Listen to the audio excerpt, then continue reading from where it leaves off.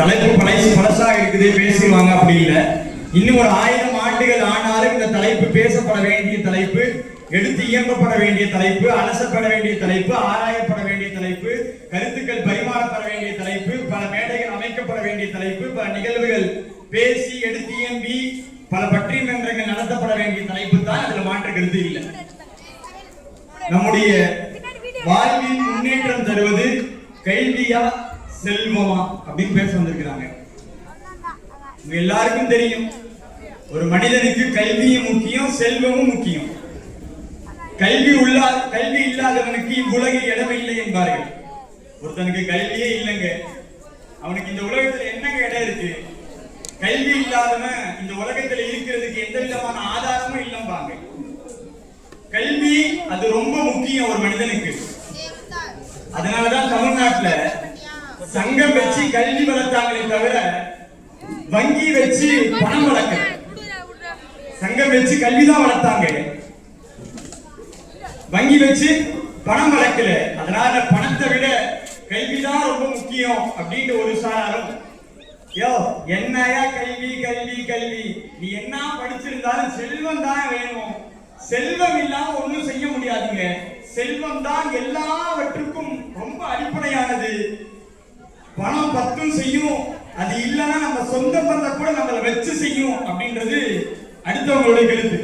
பணம் பத்தும் செய்யும், அது இல்லைன்னா நம்ம சொந்த பந்தம் கூட நம்மளை வச்சு செய்யும் அப்படின்றதுதான் இன்றைக்கு நிதர்சனமான கருத்து. ஒரு புல்ல பிறக்கிறது, புல்ல 3 kg அப்படின்னு அம்மா சொன்னா அடுத்த ஒரு வார்த்தை வருது, அப்புறம் PKG. புல்ல 3 kg அடுத்து PKG. ஆக இன்றைக்கு எதுவானாலும் அதற்கு என்ன தேவைங்க? செல்வம் தான், பணம் தான், காசு தான். காசு தான் எல்லாவற்றையும் நிர்ணயிக்கிறது என்று பேச இன்னொரு கூட்டம். பணம் தாங்க வாழ்க்கையோட அடிப்படை. பணம் இல்லைன்னா எதுவுமே இல்லைங்க. ஸ்கூல் முடிஞ்சா காலேஜ், அதுக்கப்புறம் காசு இருந்தாதான் பிரஸ்டீஜ், இல்லைன்னா நீ வேஸ்டேஜுக்கு சமம். பணம் தான் முக்கியம், பணம் இல்லாம இந்த உலகத்தில் எதுவும் இல்லை என்று தன்னுடைய கருத்தை ஆழமாக செல்வம் தான் செல்வம் தான் செல்வம் தான் ஒரு மனிதனை எல்லாவற்றிலும் முன்னேற்றக்கூடியது என்று தன்னுடைய கருத்தை ஆழமாக பதிவு செய்ய வருகிறார் ஜபல். அஸ்ஸலாமு அலைக்கும் வரஹ்மத்துல்லாஹி தஆலா பரக்காத்துஹு. சங்க நீண்ட தலைவர்களே, சான்றோர்களே, நீதி தராசை பிடித்துக் கொண்டிருக்கும் நடுவர்களே, இன்றைய செல்வத்தின் அவசியத்தை அனைவருமே புரிந்து வைத்திருக்கிறோம். காசு இல்லாமல் காரியங்கள் நடக்காது. அதனால்தான் அருமையா பாடினான் ஒரு கவிஞன், காசே தான் கடவுளடா, அந்த கடவுளுக்கு அது தெரியுமாடா. காசை கடவுள் என்று நான் சொல்லவில்லை, ஆனால் காசுதான் காரியங்களை சாதித்துக் கொண்டிருக்கிறது. நடுவர்களே, நீங்கள் குடித்துக் கொண்டிருக்கும் மைக்காக இருக்கட்டும், நாங்கள் உடுத்திக் கொண்டிருக்கும் உடையாக இருக்கட்டும், நாம் நின்று கொண்டிருக்கும் மேடையாக இருக்கட்டும், எல்லாமே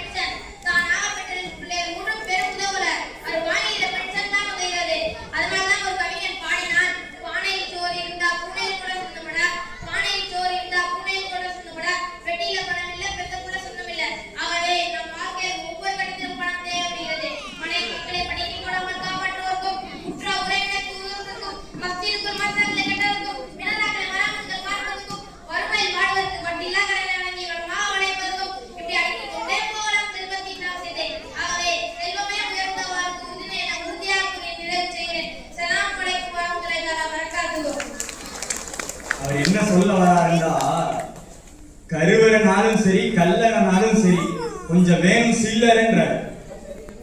கருவறனாலும் சரி கல்லறனாலும் சரி கொஞ்சம் வேணும் சில்லறைன்ற. சில்லறை இல்லாம எதுவும் செய்ய முடியாதுங்க.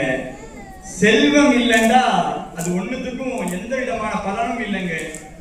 அருள் இல்லாருக்கு இவ்வுலகம் இல்லை, பொருள் இல்லாருக்கு அருள் இல்லாருக்கு அவ்வுலகம் இல்லை, பொருள் இல்லாருக்கு இவ்வுலகமே இல்லைங்க. அதனால இந்த உலகத்துல ஒருத்தன் வாழணும்னா அதுக்கு பணம் தேவைங்க அப்படின்னு அவருடைய கருத்தை கொஞ்சம் ஆழமாவே அழுத்தமாவே இந்த மைக்கு இந்த பொருள் பரிசு இதையெல்லாம் இழுத்து போட்டு நடுவர்களே நீங்க என்ன செய்வீங்களோ தெரியாது, தீர்ப்ப செல்வம் தான் செல்வம் தான் செல்வம் தான் கொடுத்துருங்கன்னு அவருடைய ஸ்டைல சும்மா வந்து அடிச்சு நவுத்திட்டு போயிட்டாரு. இதற்கு இந்த சைட்ல நம்முடைய பெண்களுக்கே பேர் போனவங்க, அவங்க கல்வியிலே பேர் போனவங்க. பெண்கள் என்றால் கல்வி, கல்வி என்றால் பெண்கள் என்று இன்றைக்கு சொல்லும் அளவுக்கு அது ஆதி காலத்திலிருந்து இன்றைக்கு வரைக்கும் அப்படித்தான். கல்வி என்றால் அவர்கள் தான் முன்னுரிமை பெறுகிறார்கள். 3 பேரும் பெண்களாக அமர்ந்திருக்கிறார்கள். என்ன வேண்டுமானாலும் கல்விதான் அப்படின்னு சொல்ல வருது. ஒரு வீட்டுல ஒரு நாள் நைட்டு சரியான சண்டையாம். சண்டை ரொம்ப முத்திருச்சு. பணம் இல்லாண்டு உன்கிட்ட வாழவே முடியாது, வெளியே போயான்னு சொல்ல. 2 குடும்பத்துல இந்த பிரச்சனை. ஒருத்தவன் விறுவிறுவிறுன்னு போனவன் சொரக்குன்னு தான் கையில இருந்த ஏடிஎம் கார்டை எடுத்து சொல்லி பணம் எடுத்துட்டு போயிட்டான். இன்னொருத்தவனும் போனான் ஏடிஎம் கார்டு சென்றுக்கு. போனவன் பார்த்தான் ஏடிஎம் கார்டு சொல்லுங்கன்னா ஒரு நாளைக்கு இன்னைக்கு இருக்கிற டிரான்சாக்சன் படி 30,000 தாங்க எடுக்க முடியும். அதெல்லாம் வச்சு இவ கூட குடும்பம் வளர்த்த முடியாது. இதுல இருக்கிற முழு பணத்தை எடுத்துட்டு போனாதான் கொஞ்ச நாளைக்கு சரிப்பட்டு வரும். அதனால சரியான வேலை என்ன, முழு ஏடிஎம் சென்டரே என்ன செய்யுது, அந்த ஏடிஎம் மிஷினையே வீட்டுக்கு தூக்கிட்டு போயிடணும்னு என்ன செஞ்சாரு, ஏடிஎம் மிஷினே கடந்து வீட்டுக்கு கொண்டு போயிட்டார். வீட்டுக்கு எடுத்துட்டு போய் பார்த்து எது அந்த பெட்டியெல்லாம் உடைச்சு திறந்து பார்த்தா உள்ள ₹1 இல்ல. ஏங்க ஏங்க கொஞ்சம் சொல்லுங்களேன் ஏண்டு. ஏன்னா அவர் ஏடிஎம் மிஷின் எடுத்துட்டு வந்து அந்த செக் புக் போடுற மிஷின். இதுக்குதான் படிடா படிடா படிடான்னு சொல்றது. படிப்பு இருந்திருந்தா ஏடிஎம் மிஷின் எது, காசு போடுற மிஷின் எது, பிரிண்ட் எடுக்கிற மிஷின் எது தெளிவா தெரிஞ்சிருக்கும். படிப்பறிவு இல்லாதனால, கல்வி இல்லாதனால பணம் தேவைதான், ஆனா அந்த பணம் எதுல இருக்குன்னு கூட சொல்லி எடுக்க தெரியல அவருக்கு. அதனால என்ன இருந்தாலும் சரி, அந்த பணமானாலும் அந்த பணம் தங்க வேண்டும் என்றால், அந்த பணம் சரியாக செலவு செய்யப்பட வேண்டும் என்றால் அதற்கு தேவை கல்வி தாங்க என்று சொல்லி தன்னுடைய வார்த்தையை அழகாக நம்முடைய பகிர வருகிறார் ஹாஜரா. சங்கை மீத தலைவர் அவர்களே, சான்றோர்களே, கல்வியின் குருவனை உயர்வின் சிறப்பு, கற்றவர்கள் சென்ற இடமெல்லாம் சிறப்பு, கல்லாதவர்கள் சென்ற இடமெல்லாம் சிறப்பு. செருப்பு வாங்குவதால் உதவுங்கள் செல்வம், சிறப்பு வேணும்னா அத கல்வி வேணும். புரியுதா?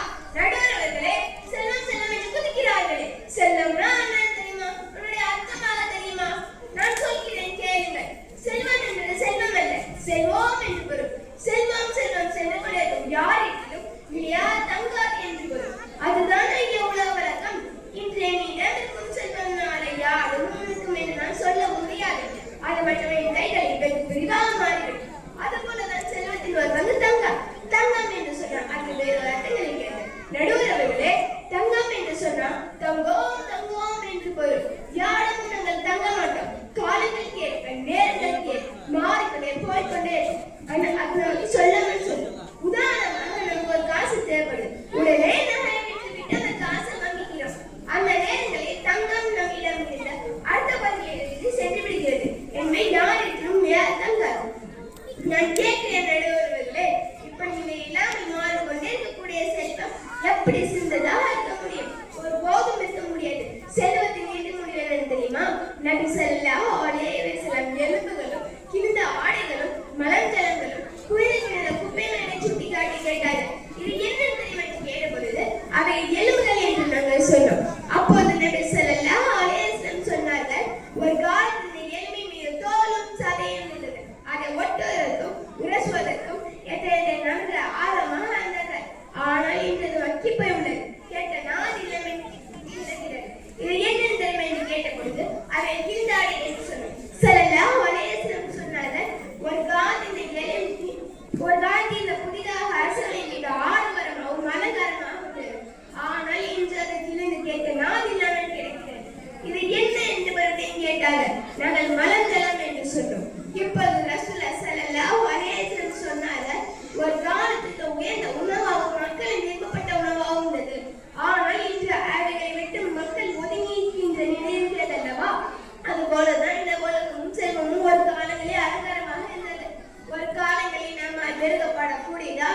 என்ற மோசமான முடிவு இந்த செல்வத்தை பற்றி புட்டு புட்டு வைத்தார்கள். பானலோடைய பட்டியலாம் என்று மண்ணுக்குள்ளே மாண்டு விட்டன. ஒரு ஓட்டு வார்த்தல் உடல் எல்லாம் என்று முக்கி மக்கி ஊனாகி வீணாகி விட்டன. இதுதான் துன்யா, இதுதான் செல்வம். என்ன செல்வம் என்னது? இது கையில முடிந்ததாம் சிந்துதாம் நிற்க முடியாத நடுவர்களே. இவர்களோ துட்டு துட்டு நினைத்துக்குரியவர் அல்லவா? ஒன்று சொல்கிறேன் கேளுங்க. கல்வியை தவிர மற்ற எல்லா செல்வமும் அடையக்கூடியது. ஆனால் கல்வி அடையக்கூடியதல்ல. பெருக்கக்கூடிய நடுவர்களே, நம் பேச்சு பற்றி சொல்லுவது அல்லவா? அந்த போரே 5 வருஷத்துக்கு முன்னாடி பல கோடி கல்வியாக ஆனா இப்ப தெற்கோல் என்று ஒரு டீ கேட்ட வழி இல்லாம ஆனா இப்படி சொல்லி நீ கேட்டுக்கோங்க நடுவர்களே. 5 வருஷத்துக்கு முன்னாடி எம்ஏ பட்டத்தறியாக இருந்தார். ஆனா இப்ப எல்லாம் செலவாய் 8ஆம் வகுப்பு இறங்கி யாராவது படிக்கிறான்னு சொல்லுவதா? ஒரு காலம் அப்படி நடக்காது என்று சொன்னா கல்வி செல்வம் போல் குறையாது. அது பதிவு கொண்டேதான் இருக்குமே தவிர செல்வம் குறைந்து கொண்டே இருக்கும். கல்வி எவ்வளவு செலவானது அது பெரிய கொண்டேதான் இருக்குமே தவிர அது குறையாது என்பதை புரிந்து கொள்ள வேண்டும் நடுவர்களே. கேள்வியில் செல்வம் கல்வி ஒருவனுக்கு மாடல்ல வெற்றியவை. ஒருவருக்கு கேள்வியில் செல்வம் கல்வி ஒருவனுக்கு அறிவில்லா செல்வம் என்பதை மாடல்ல மற்ற பொருள் செல்வம் எல்லாம் இயற்கையிலும் செயற்கையிலும் அழிந்து போகும் தன்மை. இந்த செல்வங்களை கல்வி ஒன்று அறிவியல் செல்வமாகும். ஜாக பேசும்போது சொன்னாங்க, இதுமே அலங்காரம் பரிசுப்பொருட்கள் எல்லாமே காசுதான் காசு. ஆம், மனிதன் காசுதான், யார் இல்லை என்று சொன்னது. ஆனால் அது எல்லாம் என் கையில் ஏற்பாடு செய்யப்பட்டுள்ளது. மாணவர்களின் கல்வி திறனை வெளிப்படுத்துவதற்கு தானே நாம் ஏற்பாடு செய்திருக்கிறோம். செல்வதற்கு உயர்வே கல்வி வைத்தனர். பிராங்க்லின் ஐடியா சொன்னா செல்வம் கல்விக்காக செலவழிக்கப்படுவன நல்ல பல்லை தரும். இங்க எத்தனையோ பல வேலைகளை விட்டு பல மணி நேரம் பொறுமையாக அமர்ந்திருக்க என்று சொன்னா வெறும் காசு பட்டா ஏற்பாடு செய்யப்படுகிற இந்த அரங்கங்களை பார்ப்பதற்கு அல்ல, மாணவர்களின் கல்வி மேம்பட்டு இருக்கிறதா என்பதை பார்ப்பதற்கு பல மணி நேரங்கள் பொறுமையாக அமர்ந்திருக்கிறார் என்பதை புரிந்து கொள்ள வேண்டும். பணம் என்பது கருவை வைத்து மனிதன் முன்னேற முடியாது.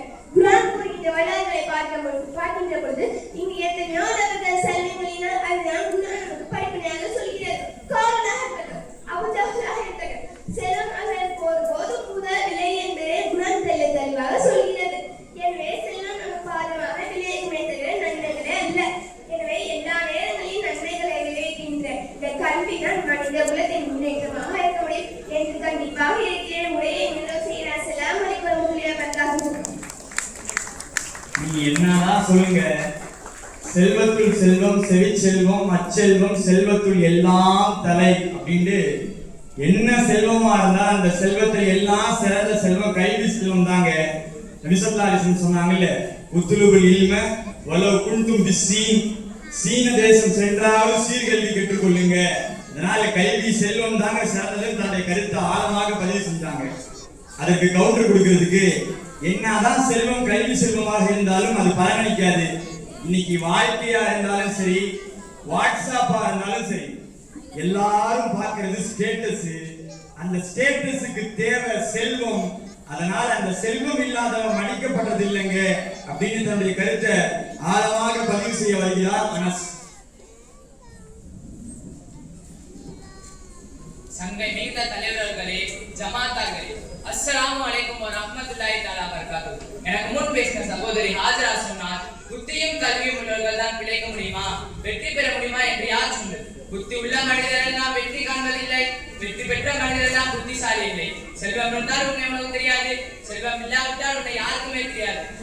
கல்வி கல்வி என்கிறார்களே, இந்த கல்வியை வைத்து கடையில கத்திரிக்காய் கூட வாங்க முடியாது, அதுக்கும் காசு தான் வேணும். எங்க எதிரணியில ஒருவர் போயிட்டு நான் பிகாம் முடிச்சிருக்கேன், அது பெரிய படிப்பு, எனக்கு 2 இட்லி கொடுத்தான்னு கேட்டா கடைக்காரர் கொடுத்துருவாரா? நடக்காது. என்ன சொல்லுவாரு, இவன் யாரா பைத்தியக்காரன், இவன் படிச்சதுக்கான நான் இட்லி கொடுக்குறோம். அந்த இடத்துல கல்வி 10 பைசா கூட மதிப்பில்லை, பணம் தான் எல்லா இடங்களும் மதிப்பானது.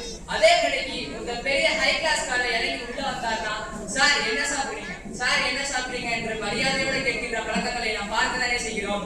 பணம் மட்டுமே ஒருவனை மதிப்பை பெற்று தரும், உயர்வை தரும் என்பதை இதன் மூலமாக புரிய முடிகிறது. ஊர்ல ஒரு ஏழை இருந்தால் சிலர்கள் தான் அவரை கடந்து செல்லும்போது சலாம் சொல்வார்கள். பொதுவாக பழக்கம் அதுதானே, ஏழை என்றால் சலாம் சொல்வதில்லை. இந்த பழக்கங்களை நாம் மாற்றிக்கொள்ள வேண்டும் இன்ஷா அல்லாஹ். திடீரென அந்த ஏழை செல்வந்தராக மாறிவிட்டால், அவர் செல்வந்தராக ஆனதற்கு பிறகு அவருக்கு நாலா அவர்கள் இருந்தும் சலாம் சொல்லப்படுகிறது. அவரால் பதில் சொல்ல முடியாத அளவுக்கு அவருக்கு சலாம் சொல்லப்படுகிறது. ஒரு நாள் தன்னுடைய வீட்டிற்கு சென்று பெட்டியை தந்து பணத்தை பார்த்து அவர் சொன்னார், நான் எல்லாம் உனக்கு சலாம் சொன்னாங்க என்று சொல்லும் பொழுது அவர் மனைவி கேட்டுட்டு, என்னப்பா பணத்தோட பேசிக்கொண்டீங்க, என்ன விஷயம் என்று சொல்லும் பொழுது அவர் சொன்னார், நான் ஏழையாக இருந்த போது யாரெல்லாம் எனக்கு சலாம் சொன்னாங்களோ நான் ஏழையாக இருந்த போது யாரெல்லாம் எனக்கு சலாம் சொன்னாங்களோ அது மட்டும் எனக்கு உண்டான சலாம். நான் செல்வந்தராக மாறிய பிறகு யாரெல்லாம் எனக்கு சலாம் சொன்னாங்களோ அதெல்லாம் அந்த செல்வத்துக்கு சலாம், அதான் நான் செல்வத்திற்கு சலாம் சொல்லிவிடுங்க என்று அவர் சொன்னார். இதுதான் மக்களே ஒருவனுடைய மதிப்பு உயர்வதற்கும் அவன் சிறந்தவனாக கருதப்படுவதற்கும் பணத்தின் மூலமாக நடுவர்களே ஒரு தலைமுறை கூட உண்டு. தர்மம் தலை காக்கும், தக்க சமயத்தில் உயிர் காக்கும். அதைத்தான் பெருமானார் ஸல்லல்லாஹு அலைஹி வஸல்லம் அவர்கள் அழகாக என்று சொன்னார், அஸ்ஸதகத்து ரத்துல் ஃபலாஹி வல்லா பனாஹி. தர்மத்திற்கு விதிகளை மாற்றக்கூடிய சக்தி உண்டு. தர்மத்திற்கும் என் தலைப்பிற்கும் என்ன சம்பந்தம் என்று யோசிக்கிறீர்களா நடுவர்களே? தான தர்மம் செய்துதான ஆபத்துகளை விட்டு உயர்ந்த வாழ்க்கை பெற முடியும். வாழ்க்கை வேண்டுமானால் அள்ளி வழங்க வேண்டும் நடுவர்களே. பணம் வேண்டும்,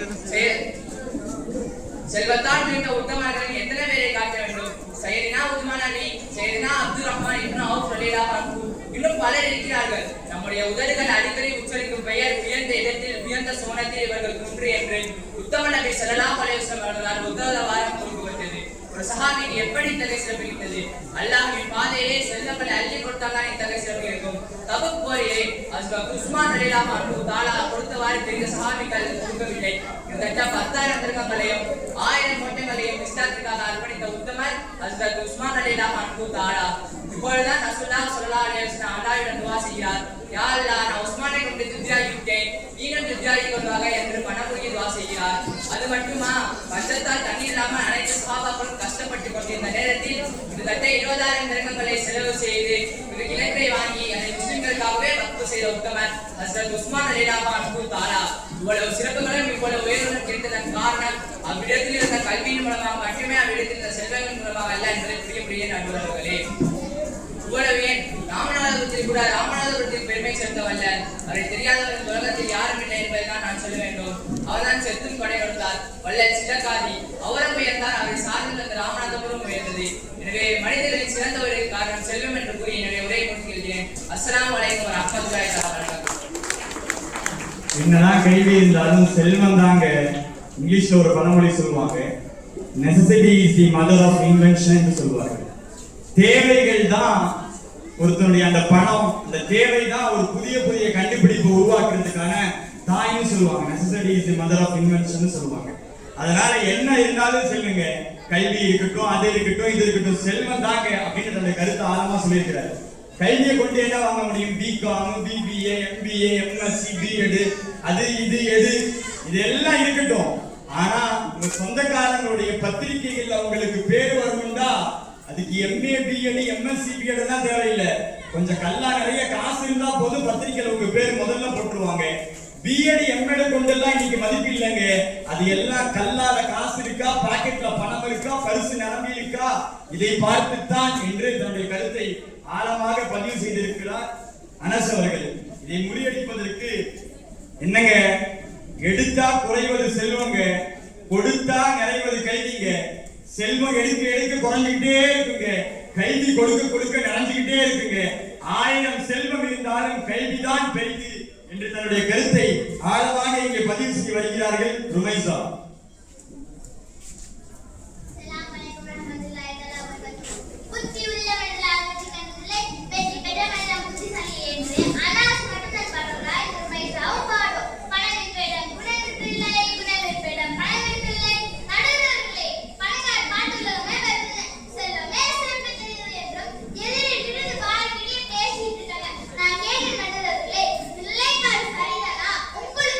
சமுதாய வாழ்நிலையில்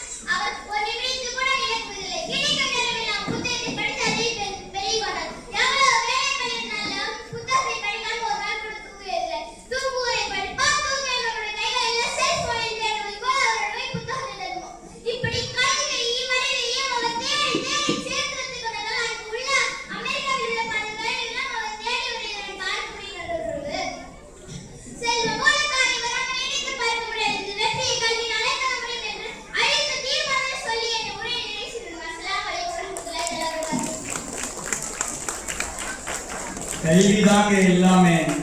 கல்வி இல்லைன்னா ஒண்ணுமே இல்லைங்க. வெள்ளத்தால் அழியாது, வெந்தலால் வேகாது, வேந்தனால் கொள்ளத்தான் இயலாது, கொடுத்தாலும் நிறைவொழியை குறைபடாது, கள்ளத்தால் எவளாலும் களவாட முடியாது கல்விதாங்க அப்படின்னு தன்னுடைய கல்வின்ற தன்னுடைய ஆழமான கருத்தை நிரப்பமாகவே பதிவு செஞ்சிருக்கிறாங்க.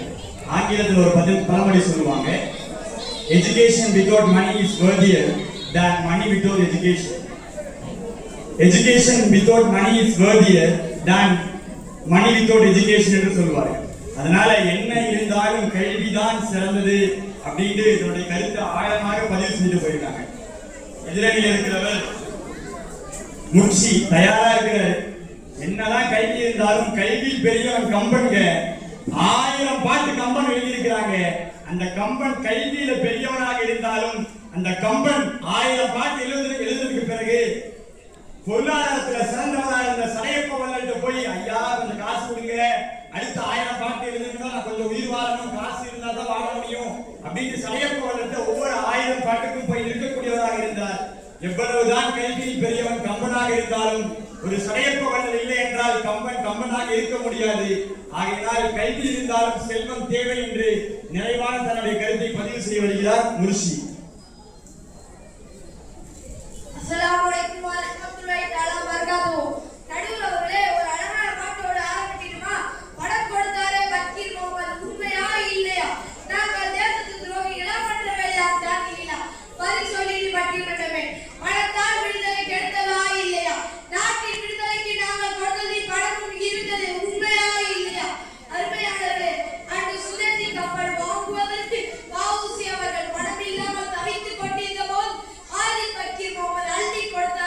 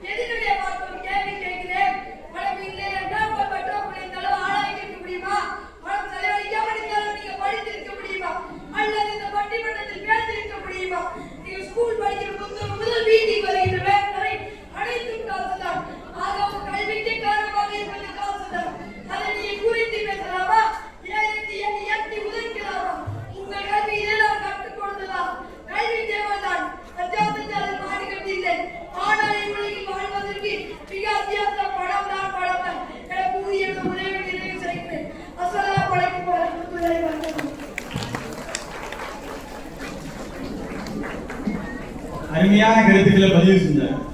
குறிப்பாக ஜமால் முகமது கல்லூரி சம்பந்தமாகவும் ஒரு கருத்தை பதிவு செஞ்சாரு. பல பேருக்கு தெரியாத ஒரு செய்தியை நிரப்பமான சபைன்றதுனால நானும் பதிவு செய்கிறேன். காந்தி தன்னுடைய சுயசரிதையில ஒரு விஷயம் எழுதியிருக்கிறார். காந்தியடிகள் அவங்க தமிழ்நாட்டுக்கு வந்திருந்த பொழுது சுதேசி இயக்கத்திற்காக வேண்டி பணம் திரட்டி கொண்டிருந்தார். பணம் ரொம்ப பத்தல. அப்ப அவருடைய நண்பரான பிர்லா இடத்துல போய் கொஞ்சம் பணம் தாங்கன்னு கேட்டார். பிர்லா செக் எடுத்து 1 லட்சம் ரூபாய் நன்கொடையாக எழுதி கொடுத்தார் அந்த காலத்துல. அதை காந்தி வாங்கி கொண்டு அமைதியாக வந்து விட்டார். திருச்சி வந்த காந்தியடிகளிடம் ஜமால் முகமது சாஹிபை சந்தித்து சுதேசி இயக்கத்திற்கு கொஞ்சம் பணம் தாருங்கள் என்று காந்தி கேட்ட பொழுது பிளாங்க் செக்கை தூக்கி கையில கொடுத்து எவ்வளவு வேண்டுமானாலும் நீங்கள் எழுதி கொள்ளுங்கள், என்னுடைய சொத்து முழுவதுமாக நீங்கள் எழுதி கொண்டாலும் இந்த நாடு சுதந்திரம் அடைய வேண்டும் என்று தன்னுடைய பிளாங்க் செக்கை எழுதி கொடுத்தவர் தான் இன்றைக்கு ஜமால் முகமது கல்லூரியை உருவாக்கிய ஹாஜி ஜமால் முகமது சாஹிப் அவர்கள். ஆக என்ன இருந்தாலும் சரிங்க, பணம் தான் அப்படின்னு தன்னுடைய கருத்து ஆழமா பதிவு செஞ்சிருக்கிறாரு. அவர் சொல்ல வந்த இன்னொரு செய்தி கூட, பட்டதாரி இளைஞர்களுக்கு பெண் கிடைப்பதில்லை, பட்டதாரி இளைஞர்களுக்கு பெண் கிடைப்பதில்லை, பணம் உள்ள இளைஞர்களுக்கு தான் இன்றைக்கு பெண் கிடைக்கிறது. ஆக பெண் கிடைக்கிறதுனா கூட இன்றைக்கு பட்டம் தேவையில்லை, பணம் தான் தேவை. ஆக செல்வம் தான் முக்கியம் என்று தன்னுடைய கருத்தை நிறைய கருத்துக்களை உள்ள கொண்டு வந்து அவர் நலப்பமாகவே பேசி கொடுத்திருக்கிறார். இந்த எல்லா கருத்துக்களையும் முறைத்திடுவதற்கு குற்றால நீரை குழாய்க்குள்ள விட்டா எவ்வளவு சுருக்கமாக பேச முடியுமோ அந்த மாதிரி நிறைய கருத்துக்கள் இருந்தாலும் கல்விதான் எல்லாவற்றிற்கும் மேல், பிச்சை புகினும் கற்கை நன்றே என்று சொல்வதை போல என்ன நடந்தாலும் சரி கல்விதான் சரி என்று தன்னுடைய கருத்தை ஆழமாக இறுதியாக பதிவு செய்ய வருகிறார் சபூர் சமா.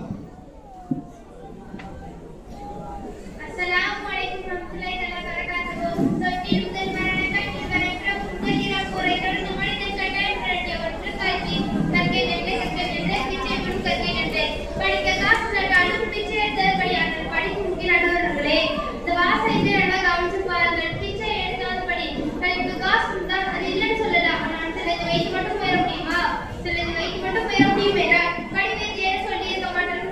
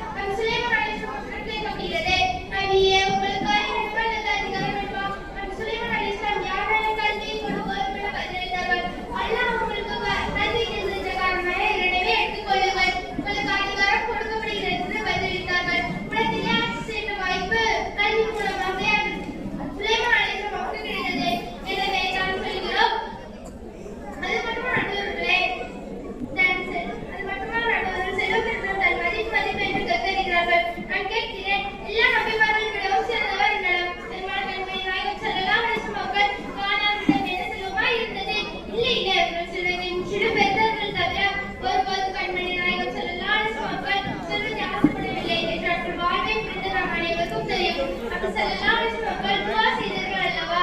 அல்லாஹும்ம இன்னி மிஸ்கினா வ அமீத்னி மிஸ்கினா. யா அல்லாஹ் நீ எனக்கு வாழைப்பாயாக, எனக்கு சத்ய செய்வாயாக, என்னோட நன்மை எழுப்ப செய்வாயாக. என்னுடைய செல்வமே வேண்டாம் என்று ரசூலே ஸல்லல்லாஹு அலைஹி வஸல்லம் கூறினார்கள். ஆனால் கல்வி வேண்டாம் என்று ரசூலே ஸல்லல்லாஹு அலைஹி வஸல்லம் என்னிடம் சொன்னதே கிடையாது.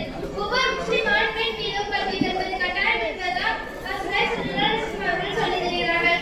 அந்த அளவுக்கு கல்வி முக்கியத்துவம் இருக்கு நடுவர்களே. என்று சொன்னால் புரிந்து கொள்ள வேண்டும். நம்முடைய உயிரோட வாழ்க்கை சொர்க்கம் செல்லவே தேவையில்லை. கல்வி மட்டும்தான் தேவை நடுவர்களே. இத்தனைக்கு நபி ஸல்லல்லாஹு அலைஹி வஸல்லம் அல்லாஹ் வாக்களித்திருக்கிறார். நாயகமே உயிர் மனிதர்கள் தங்கள் பயன்பாட்டுக்கு சொல்லி கூட நபி நாயகம் ஸல்லல்லாஹு அலைஹி வஸல்லம் மறுத்தார்கள். காரணம் அவர் மனிதனுடைய வளர்ச்சியிலும் கல்வியிலும் இல்லை.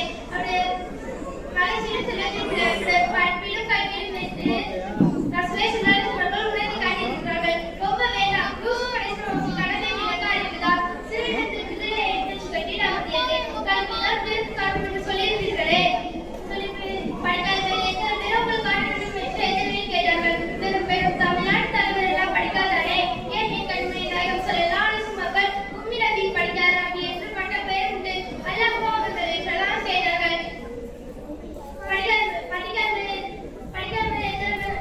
படிக்காதவர்கள் லட்சத்தில் ஒருவன் இருக்கலாம். ஆனால் படிப்பால் முன்னேற்றங்கள் கோடிக்கணக்கில் இருக்கிற நடுவர்களே. இன்னும் சொல்ல போனால் நீங்கள் யாரெல்லாம் படிக்காதவர்கள் என்பதாக சொல்லியிருக்கிறீர்களே, அவனும் சற்று நீங்கள் கேட்டு பாருங்கள். படிக்க கஷ்டமா இருக்கு, வேணாம் படிப்பை நிப்பாட்டிடவா என்று கேட்டவர்களுடைய பதில் இல்லை இல்லை, படிப்பை மட்டும் நிப்பாட்டாதே, படித்து கூட இரு என்றுதான் படிக்காதவர்கள் கூட சொல்லுவார்கள்.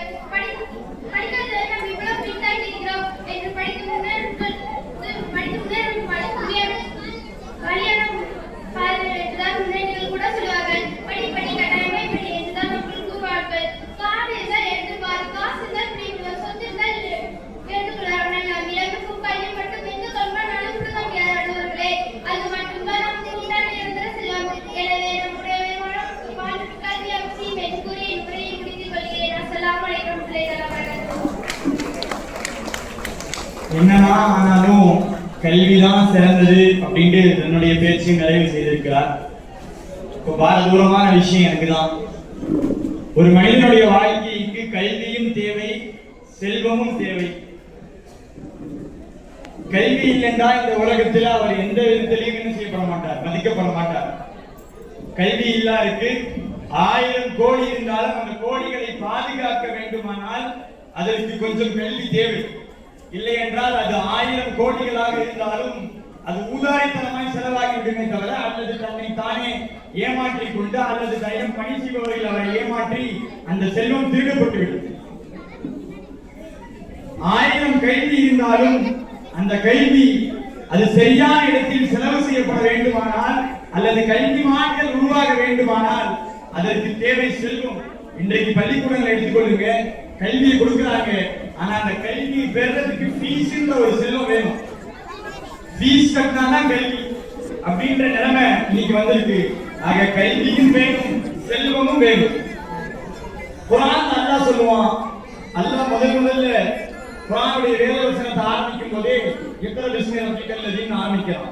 நீங்கள் ஓதுவீராக, படிப்பீராக, உம்முடைய இறைவனை துதிபாடி நீங்கள் ஓதுவீராக என்று ஆரம்பிக்கிறான். ஆதம் அலைஹிஸ்ஸலாத்து வஸ்ஸலாம் அவங்களுக்கு கூட அல்லாஹ் கல்வி ஞானத்தை தான் முதல்ல கொடுத்து பல்வேறு விஷயங்களை கற்றுக் கொடுத்தான். நீண்டு பேச எனக்கு நேரம் இல்லை. 2 நிமிடங்களை நான் சுருக்கமாக சொல்ல வந்த கருத்தை சொல்லி என்னுடைய வார்த்தைகளை நிறைவு செய்வேன். 1000 இருந்தாலும் அது எவ்வளவு செல்வமாக இருந்தாலும் அந்த செல்வம் பல கோடிகளில் புரண்டாலும் பல ஆயிரங்கள் லட்சங்கள் கோடிகளாக அது குவிக்கப்பட்டிருந்தாலும் அது மதிக்கப்பட வேண்டுமானால், அது சரியான இடத்தில் செலவு செய்யப்பட வேண்டுமானால், அதை கொண்டு தானும் பயனடைய வேண்டும், சமுதாயம் பயன்பட வேண்டுமானால் அதற்கு தேவை கல்விதான். கல்வி இல்லாத செல்வம் அது யாருக்கும் பயன்படாது. ஒரு செய்தியை சொல்லி நிறைவு செய்வேன். நான் இன்னைக்கு உங்களுக்கு தெரியுமா, நான் ஒரு அதிர்ச்சிகரமான